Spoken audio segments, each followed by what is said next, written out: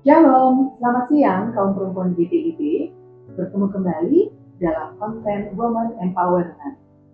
Ibu-ibu, membesarkan anak adalah anugerah luar biasa dari Tuhan, bagaimanapun kondisinya. Siang ini kita akan berbincang bersama dengan Ibu Melani Rumanti tentang membesarkan anak ABK atau berkebutuhan khusus menjadi anak yang mandiri. Kita akan mulai pembicaraan kita ya. Selamat siang Ibu Mei. Ya, selamat siang Ibu Joy. Ya, Ibu Mei, saya mau bertanya, sebetulnya komunikasi seperti apa sih yang dibangun ketika membesarkan anak berkebutuhan khusus?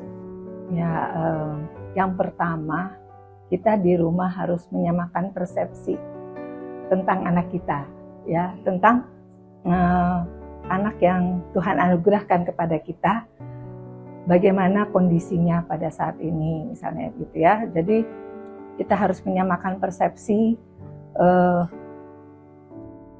Bagaimana kan anak-anak itu selalu harus konsisten ya, dan terus-menerus continue. Mereka anak-anak dengan kebutuhan khusus, anak-anak yang tidak bisa tiba-tiba kita memberi perintah misalnya, ya kan? Tiba-tiba kita mengganti kegiatan, tiba-tiba kita mengganti acara-acara kita misalnya itu. Nah itu lalu kita juga harus memperhatikan bagaimana mereka harus kita perlakukan, ya. Karena kalau kita memperlakukan dengan cara yang sama, itu akan membangun komunikasi kita kan nantinya dengan anak itu. Gitu. Jadi menyamakan persepsi itu membutuhkan kesehatian di dalam keluarga. Anggota keluarga ya, ya? Semua anggota keluarga harus bersama-sama kita sehati ya, memikirkan juga dengan baik gitu bagaimana kita harus berkomunikasi dengan anak itu gitu ya. Dan kemudian di samping itu juga kita harus anak ini kan tidak bisa kita membuat perintah-perintah yang panjang misalnya, ya. Jadi harus jelas, singkat, satu kata saja misalnya perintahnya begitu ya. Kita tidak bisa kamu habis ini harus ini, itu nggak bisa. Jadi gitu ya. Jadi harus satu. Ayo makan, udah makan aja dulu gitu ya. Jangan habis makan nanti kamu ini ya itu ya gitu ya. Itu nggak bisa gitu ya. Jadi perintahnya harus ada step-stepnya gitu. Dan bercakap-cakap dengan anak itu juga harus kita, karena mereka kan nggak mau melihat mata kita ya, bukan nggak mau, mungkin memang nggak bisa begitu. Jadi selalu kita arahkan supaya kita bertatap muka dengan anak setiap kali berbicara. Kadang-kadang ibu atau orang tua itu ya, kalau panggil anak-anak kan dari jauh ya, ya gitu ya. Nah buat mereka nggak bisa itu gitu, gitu ya. Sudah eye contact ya. Ya, jadi kita kalau mereka belum tentu pendengarkan, banyak pendengarannya yang kurang juga untuk anak terus. Jadi kita harus panggil mereka, berhadapan muka dengan mereka dan berbicara dengan mereka.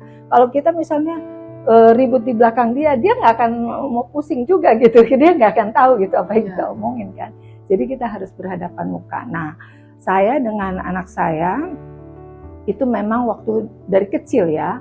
Dari kecil itu kita harus mulai dari bangun tidur sampai tutup mata.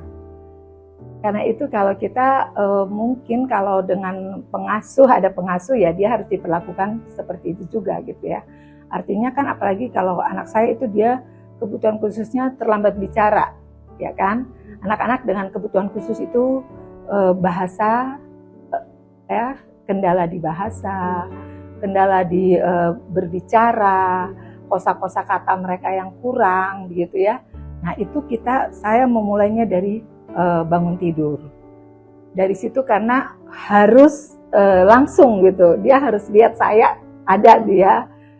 Nah itu semasa dia kecil dan sampai dia mandi pun, misalnya kita, karena dia belum bisa berbicara kan, kita harus ajar dia bicara di kamar mandi. Kenapa saya di kamar mandi? karena di kamar mandi itu hanya kita berdua, tidak ada anak-anak ini kan rentan konsentrasi ya.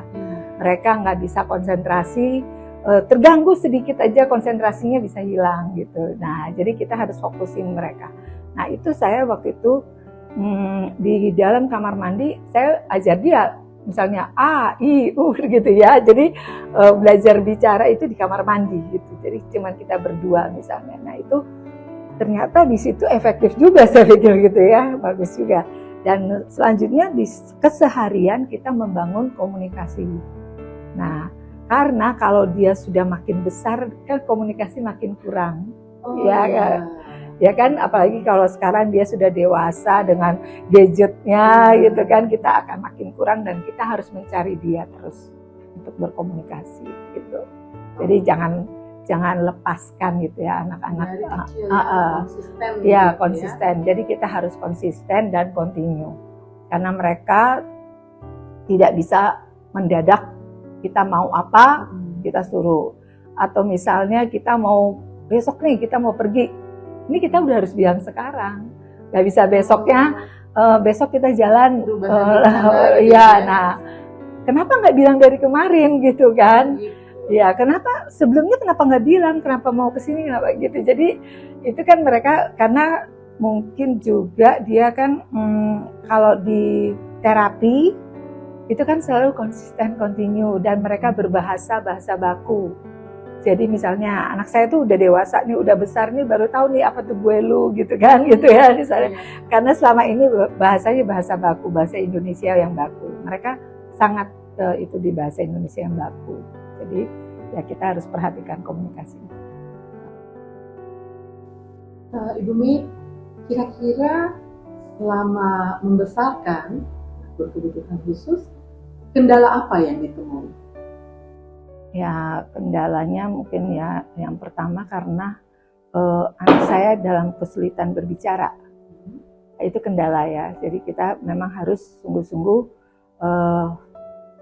membuat hati kita ini sabar gitu ya Bu. Ya kayak kita sebagai mama kadang suka aduh ini gimana gitu ya. Itu kendala kita memang dengan diri kita sendiri. Kalau saya bilang. Kendalanya itu adanya selalu di kita sebagai ibu. Karena apa? Karena kita harus mengolah hati kita gitu ya, mengolah pikiran kita, mengolah emosi kita gitu kan, mental kita, kejiwaan itu sangat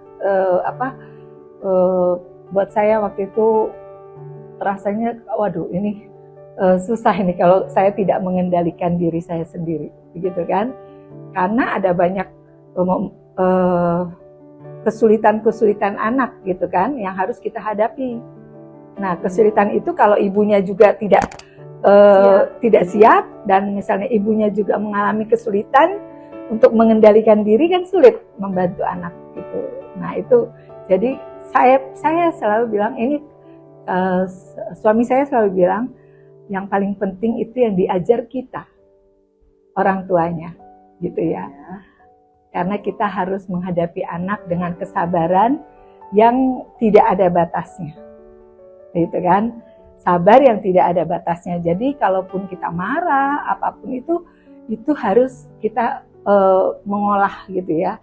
Supaya kita tidak sampai membuat, karena dokter selalu pesan jangan buat anak marah. Gitu ya. Anak-anak kebutuhan khusus itu kalau udah marah dia punya tegangan tinggi. Kayak tinggi gitu ya. Jadi kalau dia sampai marah, misalnya sampai, nah itu sangat riskan untuk kondisi sarafnya begitu. Nah itu, jadi makanya saya bilang yang kendala utama sih buat saya itu selalu dari orang tua, ya dari perasaan kita, dari saya sebagai ibu, gitu kan. Wah ini kenapa ya anak saya begini ya, gitu kan, itu kan. Nah kemudian dari anaknya sendiri memang ada keterbatasan mereka, gitu ya. Kendala-kendala itu sangat waktu kecil sampai umur 10 tahun itu sangat terasa gitu ya. Kita dengan anak yang biasa aja gitu ya. Kita juga mengalami kesulitan ya, apalagi dengan anak-anak dengan kebutuhan khusus gitu. Jadi itu yang harus kita perhatikan bahwa kita harus punya support system yang bagus dalam rumah gitu. Jadi kerjasama dengan suami. Jadi suami, iya, dengan saudara-saudara yang lain harus bisa menerima kondisi, gitu ya, kondisi anaknya. Nah itu yang seringkali bisa juga orang lain nggak terima, itu kan kendala juga ya. Misalnya, wah ini dia waktu masih kecil misalnya hiperaktif misalnya begitu ya, tidak bisa. Kan orang lain yang nggak tahu, iya kan, mereka bisa, wah ini kenapa ya anaknya gitu kan. Nah itu ya kita harus memberi juga penjelasan gitu, karena saya sendiri tetap membawa anak saya untuk pergi bersama dengan kami kemanapun gitu ya. Saya tetap membawa dia ke ibadah-ibadah gitu ya, ibadah keluarga, ibadah PKP, pokoknya jadi dia sudah terbiasa dengan semua orang di sekitar dia. Jadi itu supaya tidak menjadi kendala kemudian, dia tidak bisa berbicara, dia tidak bisa tahu mana yang boleh, tahu mana yang tidak, kan begitu. Melatih sosialisasi. Ya, sosialisasi. Ya, kendalanya seperti itu ya, harus kita sendiri yang harus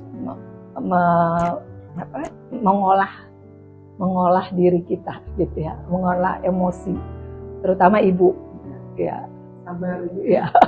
Iya. Ibu, bagaimana Ibu membesarkan Ruben menjadi anak yang anak berkebutuhan khusus yang sangat mandiri? Mungkin dia belum sangat mandiri ya, tapi paling tidak di tahap sekarang dia sudah cukup mandiri ya, untuk mengurus dirinya sendiri, gitu ya.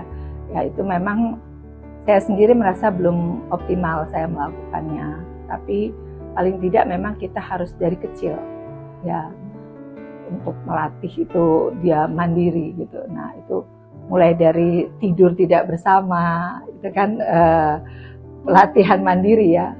Jadi saya ya, jadi saya lupa ya umur berapa, pokoknya dia masih kecil saya sudah lepas untuk tidak tidur dengan saya lagi gitu.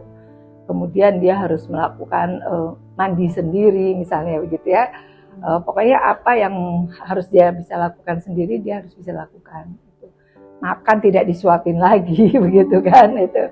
Jadi kita harus bisa melakukan seperti anak-anak yang lainnya, pada umumnya. Karena kalau mereka kita latih mungkin bisa gitu kan. Jadi setiap anak dengan kebutuhan khusus mempunyai kendala masing-masing, mempunyai gap ya masing-masing. Nah, sebagai orang tua kita harus tahu persis anak saya ini kurangnya di mana ya gitu kan. Dia membutuhkan pertolongan kita sampai di mana begitu. Jadi kalau misalnya dia teman-teman anak saya, teman-teman Ruben itu banyak yang sudah pintar mandiri, ada yang sudah bisa setir mobil sendiri. Gitu ya. Iya. Saya kagum sekali sama mereka gitu ya, bisa gitu. Sampai bilang, tante saya udah bisa nyetir sendiri gitu kan. Wah hebat sekali saya bilang gitu. Yang satu lagi, tante saya udah bisa masak gitu kan, bisa masak. Itu saya juga sering ngobrol dengan teman-teman ibu-ibu yang dengan anak ABK. Mereka bilang, iya ya. Kalau kita lihat sekarang bagaimana gitu kita membesarkan mereka, alangkah Tuhan itu luar biasa ya, yang akhirnya kita mengatakan bahwa Tuhan itulah yang luar biasa, yang membuat keajaiban dalam kehidupan mereka, kan begitu kan. Kalau kita lihat, kalau membesarkan sendiri kayaknya nggak mampu gitu, kayaknya nggak sanggup nih kita udah dengan keterbatasan kita ya itu. Tapi ya puji Tuhan bahwa ketika membesarkan sampai dia menjadi mandiri dan bisa jalan sendiri ke tempat yang dia mau tuju, itu buat saya adalah amazing grace gitu ya. Saya sungguh Tuhan terima kasih karena dia bisa berbicara aja itu udah luar biasa. Dia bisa membaca, menulis kan. Membaca itu adalah tingkat kesulitan yang sangat tinggi ya buat anak-anak mereka ya. Jadi kan ada anak-anak dengan gap tidak bisa membedakan huruf, membedakan angka gitu ya. Spektrumnya beda-beda. Iya gitu. Jadi nah kalau sampai anak-anak itu bisa membaca, menulis, itu udah luar biasa gitu. Jadi saya selalu bersyukur kepada Tuhan karena ketika membesarkannya saya pegang sendiri. Ya itu ya. Jadi saya sendiri yang melihat perkembangan demi perkembangannya begitu. Nah, memang harus ada pengorbanan, kan kita misalnya kita harus bisa membatasi diri kita untuk tidak banyak terlalu keluar, ya kan? Untuk lebih banyak memperhatikan anak begitu. Nah itu saya bersyukur kepada Tuhan karena diberi kemampuan lah oleh Tuhan untuk membesarkan anak ini gitu ya dengan Ruben. Ya saya kira itu Bu Joy. Ya, saya tuh melihat bagaimana anak ibu bisa mandiri itu dari sosial media, bagaimana ibu share. Ruben yang sudah bisa jalan sendiri ke kampus, naik kendaraan umum itu tanpa ditemani. Dan buat saya itu luar biasa. Dan ini saya pikir ini kemajuan yang bisa jadi contoh dan jadi berkat juga untuk ibu-ibu lain yang mungkin memiliki anak ABK yang masih kecil, bahwa suatu saat mereka pun pasti akan bisa mandiri. Jadi ya memang semua proses ya itu harus kita jalani gitu ya, harus kita lewati dengan rasa syukur sebenarnya begitu. Bisa misalnya ke kampus sendiri, saya menemani selama hampir 1 tahun begitu. Setelah itu dia bilang, "Mama, aku udah bisa sendiri," katanya.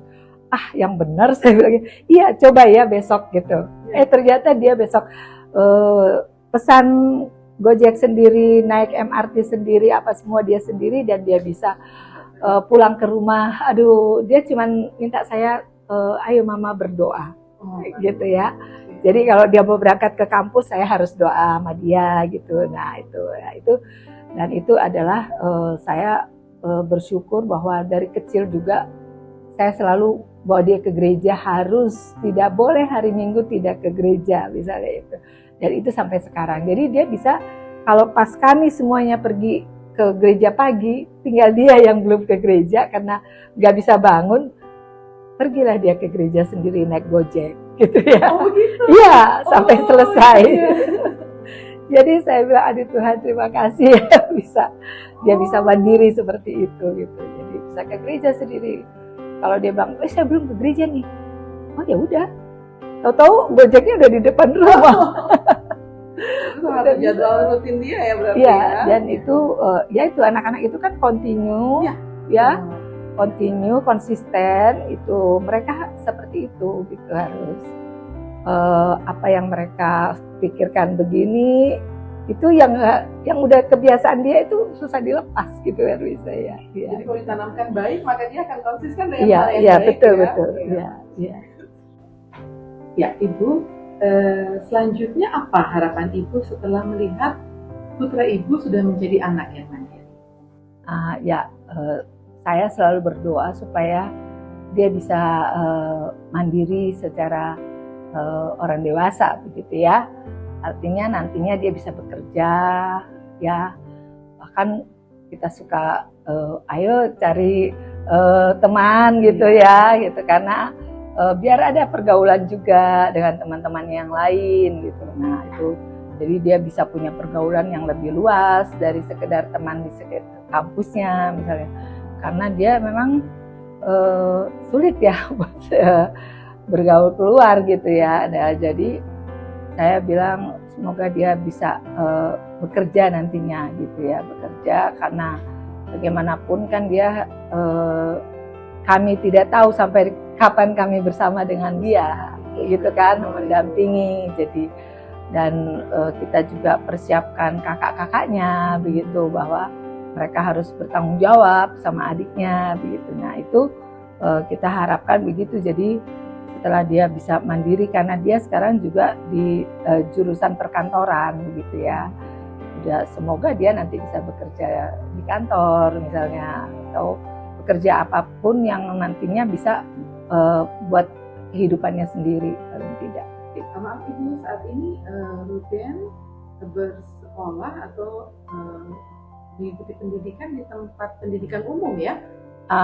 Enggak, Jadi dia untuk- kuliah di tempat yang khusus juga anak-anak kebutuhan khusus. Oh, Ada kuliah. Sekarang udah beberapa universitas juga sudah menerima Iya. betul, ya. udah punya, dan mereka memang dipersiapkan untuk bekerja gitu. Menjadi Ah, anak yang mandiri. Mandiri, suatu saat. iya, iya. Bagus juga, ya. Bagus. Mereka punya kegiatan-kegiatan juga yang bagus gitu. Jadi saya memang dari dia mulai sekolah, memang sekolah buat anak-anak itu sangat krusial juga ya. Menurut saya kadang-kadang dia bisa nggak mau ya kan, kadang-kadang dia capek atau apa Iya. gitu ya. Nah itu, jadi ya buat saya bersyukur kalau dia konsisten ke kuliah misalnya kan, dia tahu waktu-waktunya untuk kuliah, dia tahu harus bertanggung jawab terhadap tugas-tugasnya, begitu. Itu kan sesuatu yang luar biasa gitu ya buat anak-anak seperti itu. Jadi teman-temannya juga dengan jurusan yang bermacam-macam mereka punya gitu. Jadi ada yang jurusan misalnya tata boga atau jurusan melukis ya, mereka yang bisa itu di seni. Memang anak-anak kebutuhan khusus itu pendekatannya sebenarnya pendekatan seni itu pendekatan yang paling baik sih sebenarnya, karena mereka punya sense ya untuk seni itu bagus begitu, mereka cepat sekali. Teman-teman Ruben banyak yang pintar main piano gitu ya, walaupun kalau misalnya menyanyi pun mereka kurang, tapi mereka musik sangat bagus. Kemudian melukis ya, memasak, banyak juga teman-temannya yang pintar itu. Jadi sebenarnya untuk kedepannya terbuka banyak lapangan pekerjaan ya? Iya. Untuk Iya. anak-anak yang berkebutuhan khusus. Ya, kalau mereka diberi kesempatan, saya rasa memang bisa ya mungkin ya. Atau mereka harus punya seperti ya, ada orang tua yang seperti mau punya usaha bersama gitu ya. Mereka punya usaha bersama misalnya. Oh iya nih, kita udah tahu nih anak-anak kita bisanya apa gitu ya. Mereka punya usaha bersama yang mereka kelola. Kayak buka kantin tuh ada di kampus. Gitu. Buka kantin tuh anak-anak itu yang melayani mereka gitu. Di kantin sekolah ada. Itu khusus untuk kantin itu. Jadi mereka tahu bagaimana caranya melayani orang ya, melayani customer yang datang. Mereka tahu gitu. Saya suka belanja di situ, jadi tahu mereka sampai di mana gitu perkembangannya. Ya. Jadi tidak ada masalah dalam berhadapan dengan orang lain ya? Iya, iya. Jadi mereka sudah belajar di sana ya memang sih banyak juga anak-anak yang komunikasi sulit ya. Tapi mereka misalnya bisa di laptopnya, konsentrasinya di bidang lain gitu. Jadi memang kendala komunikasi itu sangat tinggi buat mereka. Kendala untuk tahu orang bicara apa kan nggak mudah ya. Jadi orang harus berkali-kali misalnya bilang, ya ada anak yang misalnya berkali-kali tanya, kamu siapa gitu ya kan? Itu, nah itu harus kita layani kalau anak-anak seperti itu. Saya sih berharap bahwa kedepannya ada diberi kesempatan untuk anak-anak ini ya, untuk mengembangkan diri mereka gitu. Ya. Setelah mendengar penjelasan Ibu yang cukup baik tadi tentang bagaimana membesarkan ABK menjadi anak yang mandiri, apa nih pesan Ibu May bagi para ibu atau para PKP GPIB yang punya anak berkebutuhan khusus? Ya, terima kasih Bu Joy. Pesan saya, ketika kita mempercayakan anak kita kepada Tuhan, marilah bahwa kita sungguh-sungguh percaya, begitu ya, supaya kita melihat bagaimana Tuhan mengatur kehidupannya dengan caranya dan dengan waktunya, gitu ya. Sekalipun ada banyak kesulitan yang kita hadapi, tapi kita harus tidak putus percaya, gitu ya. Kita harus tetap percaya gitu dengan pertolongan Tuhan, karena bagi Allah kan tidak ada yang mustahil, ya. Jadi kalau Tuhan berkehendak, dia menjadi lebih baik ya. Kita percayakan aja kepada Tuhan supaya kita sendiri hati kita tenang begitu ya. Kita sabar menghadapinya, kita tidak menjadi kacau hidup kita karena dengan kondisi anak kita begitu. Supaya kita tetap juga mencari kita harus mencari jalan-jalan apa yang bisa kita tempuh untuk menolong dia gitu ya. Sekolahnya itu buat saya kalau sekolah sekalipun anak kebutuhan khusus dia harus sekolah gitu ya. Betul. Dia harus sekolah. Jadi memang kendalanya sekolah anak kebutuhan khusus itu sangat mahal. Ya, saya bilang. Ya kalau buat saya sih itu mahal gitu ya.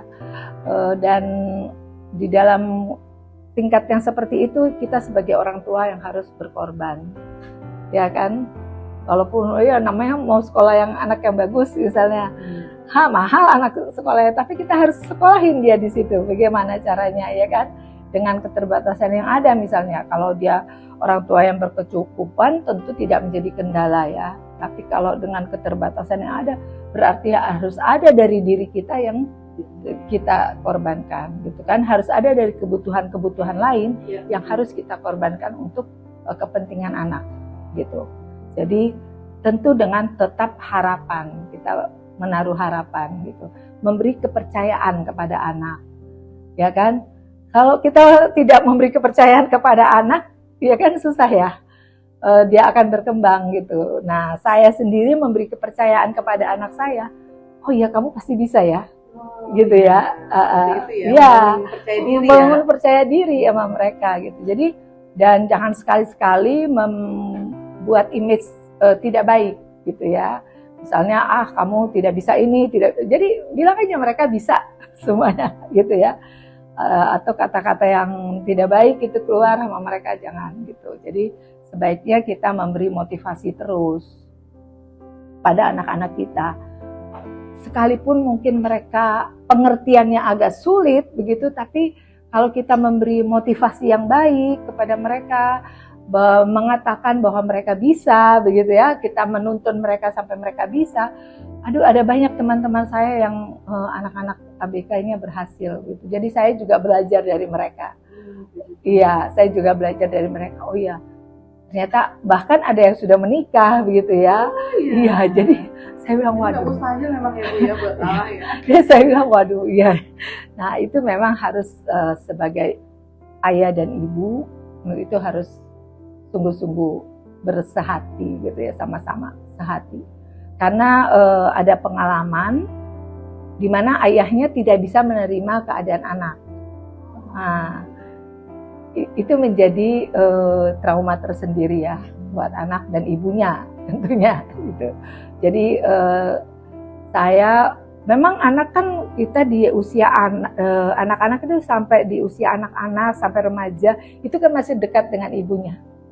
Tapi begitu dia mulai meningkat ke tingkat yang lebih dewasa, begitu dia dekat dengan ayah ya. Saya anak laki ya, anak saya jadi anak laki ya. Jadi seperti saya misalnya, saya sudah melepaskan dia ke ayahnya, misalnya ke papanya gitu ya. Ayo jalan-jalan sama papa gitu, ayo. Jadi saya udah nggak ikut, misalnya udah berjalan sama papa aja berdua.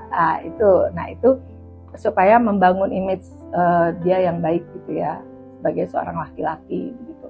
Nah itu yang seringkali mungkin tidak oleh ayah-ayah gitu ya, oleh para papa ini mungkin saya rasa seringkali mungkin mereka agak nggak apa-apa tuh gitu misalnya gitu ya. Nah itu nggak bisa. Jadi harus dari ayahnya juga harus aktif untuk menolong anak kita gitu.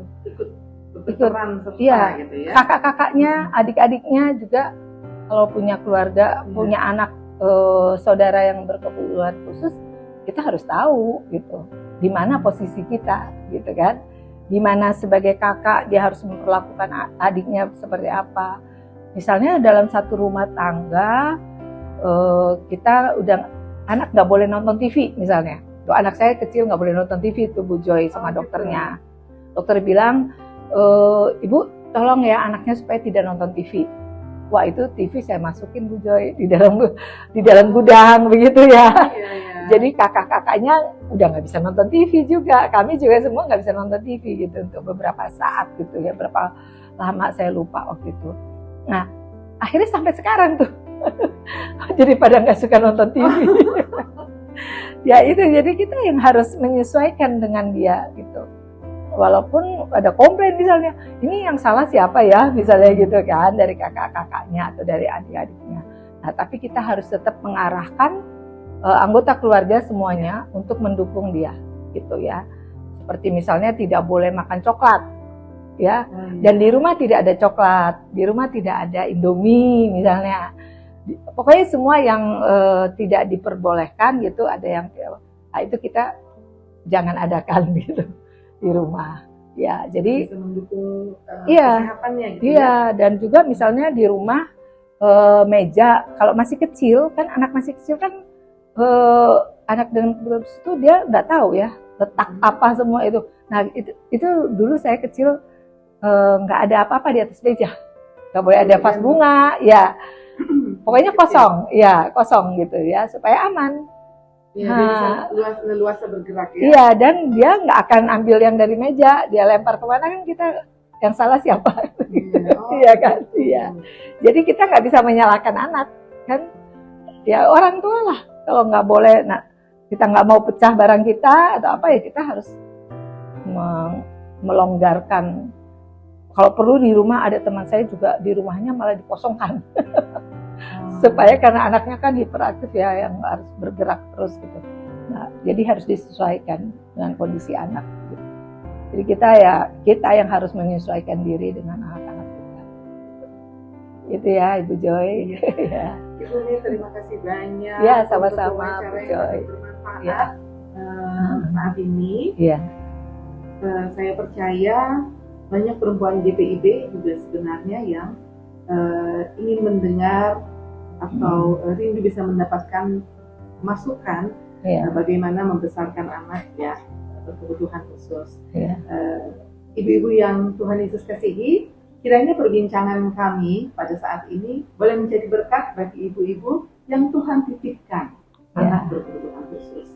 Dan apa yang sudah disampaikan oleh Ibu Mei tadi berupa pesan-pesan, kiranya bisa menjadi berkat juga bagi ibu-ibu. Mari menjadi ibu-ibu yang sabar. Mari menjadi ibu-ibu yang tenang, bisa bekerja sama dengan pasangan, juga dengan anggota keluarga yang lain, agar kita bisa mendampingi anak berkebutuhan khusus ini tumbuh semakin besar dan menjadi anak yang mandiri. Tuhan kiranya memberkati ibu-ibu.